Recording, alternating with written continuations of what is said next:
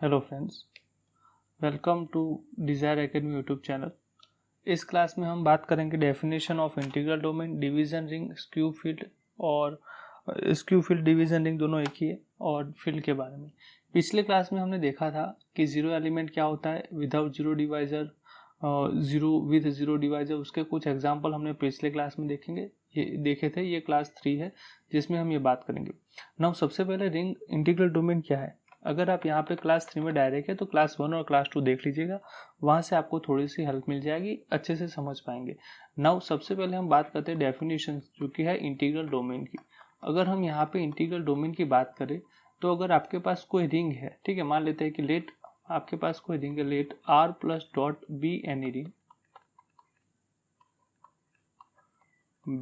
Ring, तो इसको अगर आपको बोलता है कि then it is ring, it is integral domain if कुछ प्रॉपर्टीज है जो उसके पास होनी चाहिए, ठीक है। तो यहाँ पे हमारे पास 3 प्रॉपर्टी है, कौन कौन से। इफ इट इज कम्यूटेटिव, वो कम्यूटेटिव होनी चाहिए। दूसरी हमारे पास है इट हैज यूनिटी एलिमेंट, ठीक है, हम पता है यूनिटी एलिमेंट क्या होता है, वो भी हमें पता है unity element. And it is without zero divisor, it is without zero divisor. तो यहाँ पे ये जो टर्म्स लिखे हैं वो आपको पता होने चाहिए, ठीक है। जो भी अगर आप डेफिनेशंस पढ़ रहे हैं तो उसका एक भी टर्म अगर आपको क्लियर नहीं है तो वो जो फिर से रिकॉल करना है उसको रिकॉल कर लीजिए। अब हमारे पास यहाँ पे क्या है, कम्यूटेटिव। तो कम्यूटेटिव यहाँ पे क्या है, यूनिटी एलिमेंट, और यहाँ पे विदाउट जीरो डिवाइजर। ये कुछ 3 टर्म्स है। तो इसको हम पहले देखते थे कि कम्यूटेटिव का मतलब क्या होता है। तो हमारे पास ये जो आर प्लस डॉट जब रिंग बनती है तो हमें पता है कि आर प्लस जो है वो क्या होता है, अबिलियन ग्रुप होता है। तो अगर वो अबिलियन ग्रुप है तो फिर वो एडिशन में तो क्या हो जाएगा, कम्यूटेटिव होगा। बट यहाँ पे ये जो कम्यूटेटिव की बात करें वो यहाँ पे जो सेकंड बाइनरी ऑपरेशन डॉट है उसके रिस्पेक्ट में। So for all A B belongs to ring R, A dot B this is equal to B dot A, ये होना चाहिए। अब हमारे पास यहाँ पे नेक्स्ट क्या है, it has unity element. Unity element का मतलब पता है, that is identity element, identity element of identity element with respect to multiplicativity,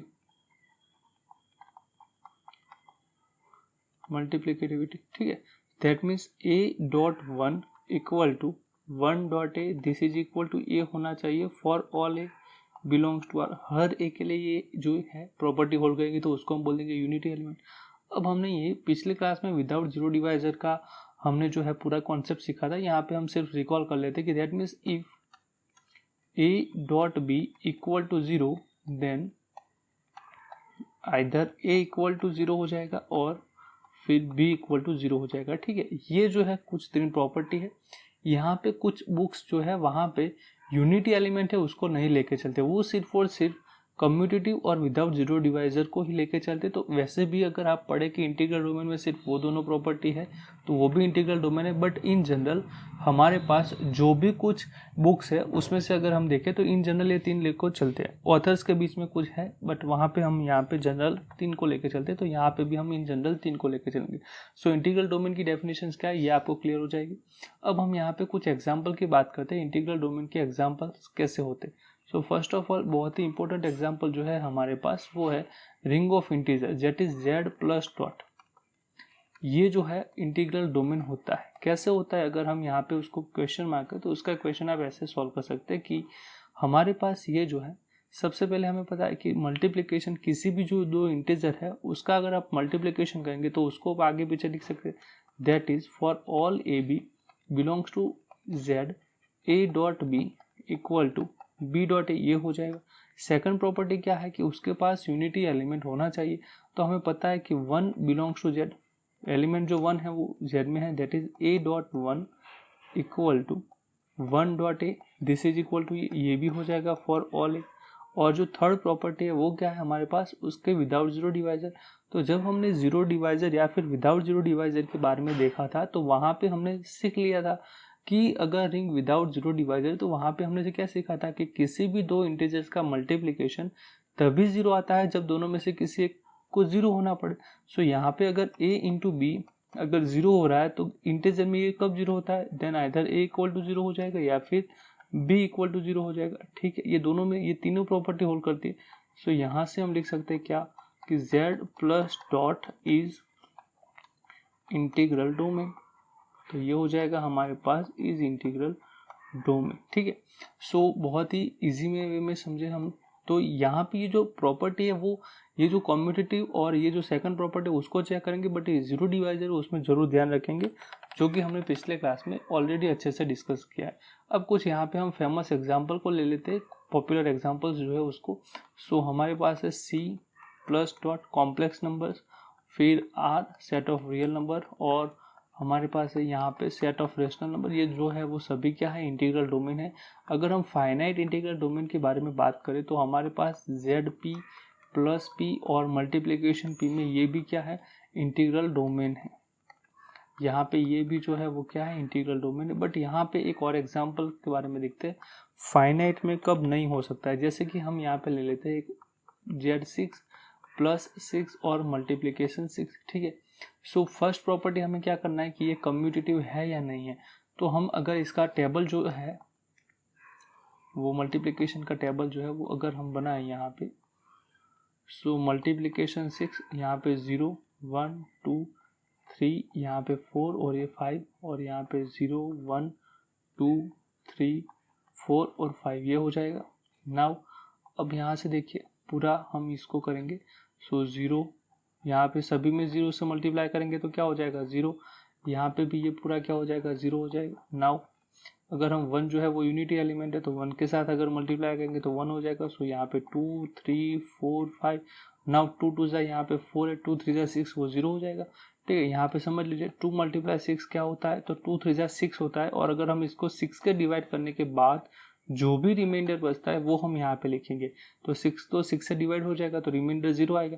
जैसे 2 4 जा, तो 2 4 जा क्या होता है हमारे पास 2, यहाँ पे 6 है, यहाँ पे 4, 2 4 जा 8 होता है। अगर हम 8 को 6 से डिवाइड करेंगे तो रिमाइंडर क्या आएगा 2, तो यहाँ पे हम क्या लिखेंगे 2 लिखेंगे। 2 5 जा 10 होता है, वहाँ पे 4, 3 2 जा 6 और 3 3 जा 9, तो वहाँ पे 3 आएगा। यहाँ पे 3 4 जा 12, यहाँ पे 3, 4 2 जा 8 तो वो 2 आएगा। 3 4 जा 12 तो वो 0 हो जाएगा। 4 4 जा 16 तो वहाँ पे क्या आएगा, 6 से डिवाइड करेंगे 16 तो 4, फिर 4 5 जा 20 तो वहाँ पे भी 2 आएगा। 5 2 जा 10, 10 को अगर हम 6 से डिवाइड करें तो 4, 5 3 जा 12 तो वहाँ पे हमारे पास 3, 5 4 जा 20 तो 2 और यहाँ पे 1। सो यहाँ पे हमारे पास ये जो पूरा टेबल है वहाँ से ही हम अब डिस्कस करेंगे कि भाई कौन है वो जो यूनिटी एलिमेंट है या फिर कौन है वो जीरो एलिमेंट है। ठीक है, जो भी हमें यहाँ पे इंटीग्रल डोमेन के लिए क्या चेक करना पड़ रहा है, सबसे पहले हमें यहाँ पे चेक करना है कि वो कम्यूटेटिव है या नहीं है।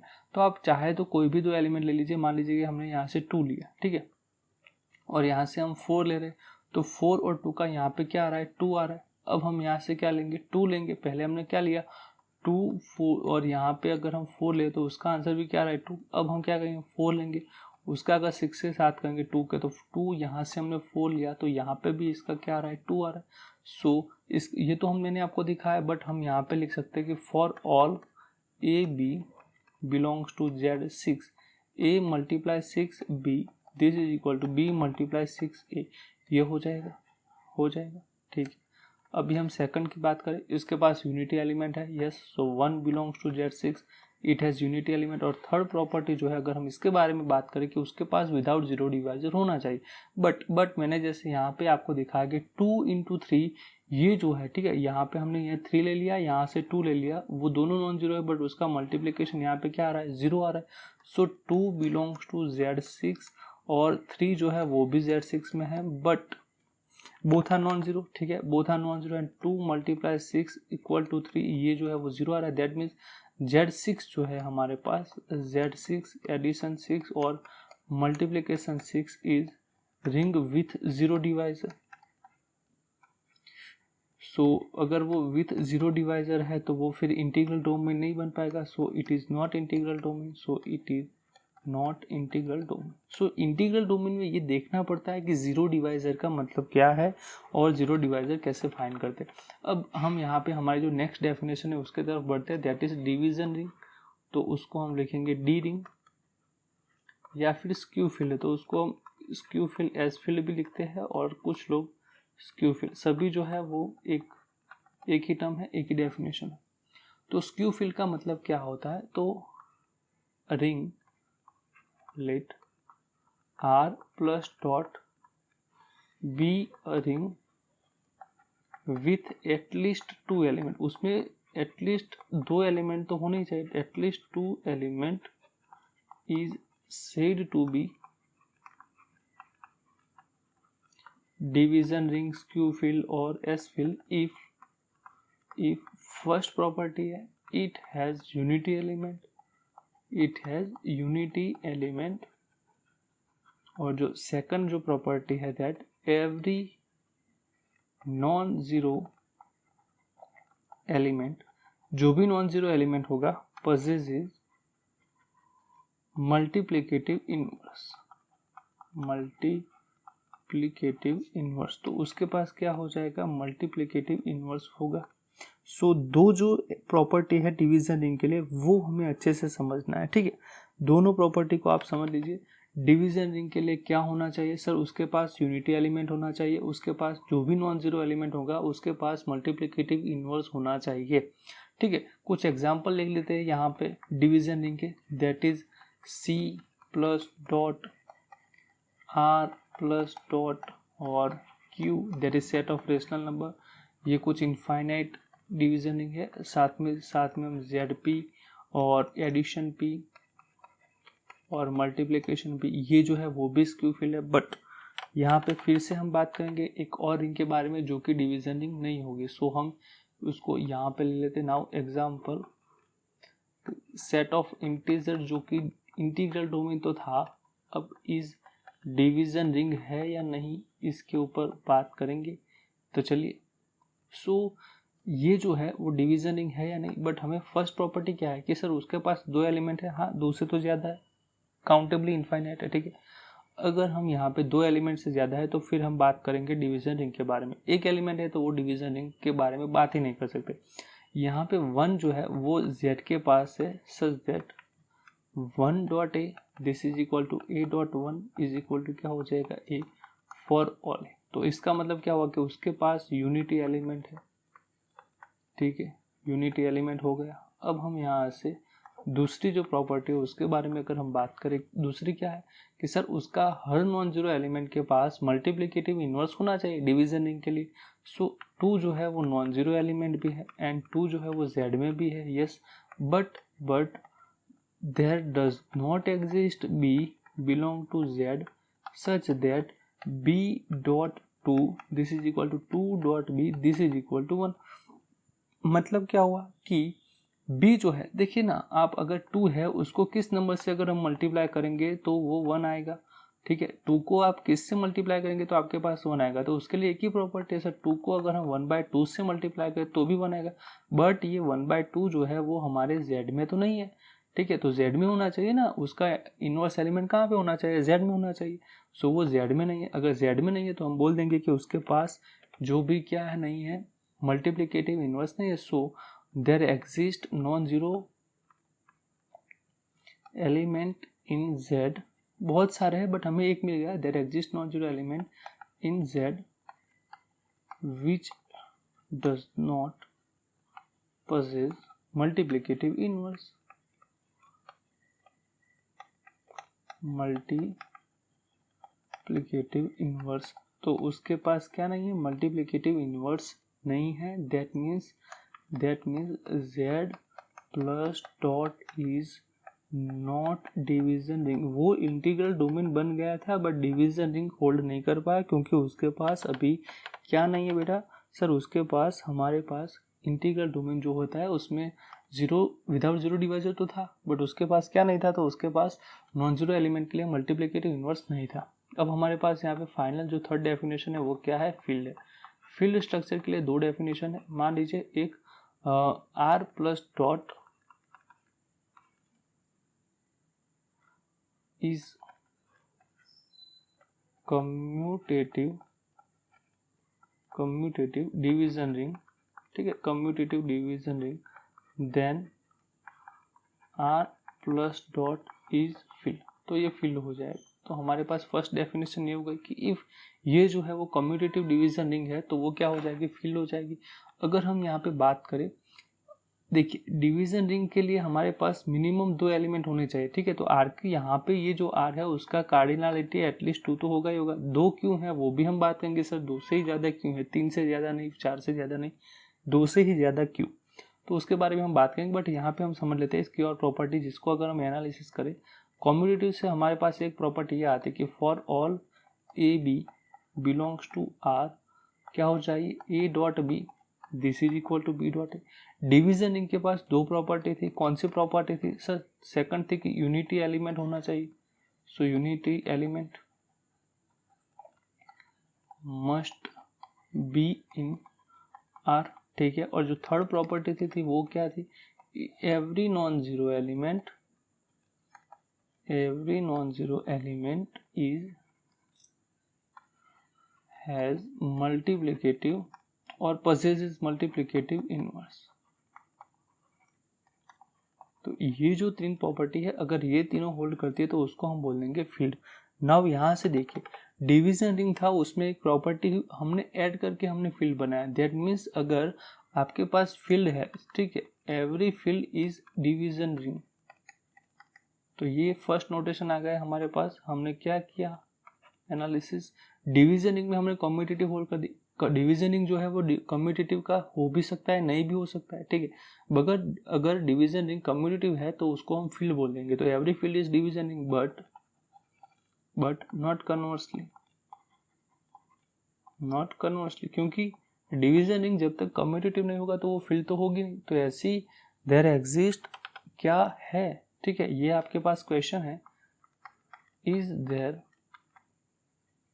Any division ring, is there any division ring which is not क्या नहीं होगी, which is not filled, तो वो फील्ड ना हो, क्या ये पॉसिबल है, तो ये भी हम देखेंगे। इसका एग्जांपल हम आने वाले लेक्चर्स में देंगे। आपके पास अगर आंसर है तो आप कमेंट जरूर कीजिए। सेकंड प्रॉपर्टी हमारे पास यहाँ से ये है कि फील्ड जो है, every field is an integral domain. इसका भी प्रूफ हम नेक्स्ट क्लास में देखेंगे। Every field is an integral domain but not conversely, कब होता है वो भी हम देखेंगे, ठीक है। फाइनाइट इंटीग्रल डोमेन जो होता है वो फील्ड हो जाता है, बट वो भी हम देखेंगे, प्रूव करेंगे, ठीक है।